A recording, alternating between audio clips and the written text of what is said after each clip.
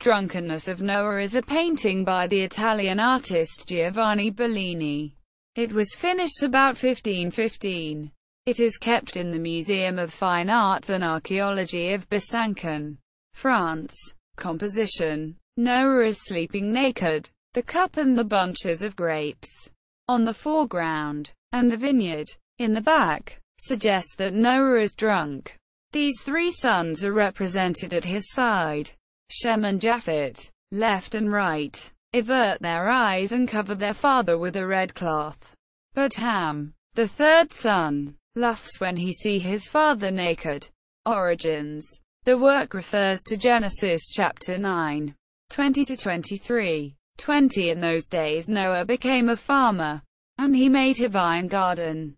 21 And he took of the wine of it and was overcome by drink, and he was uncovered in his tent. 22 And Ham, the father of Canaan, saw his father unclothed, and gave news of it to his two brothers outside.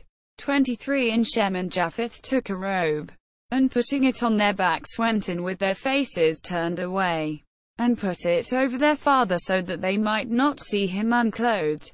http://www.museartsbesançon.org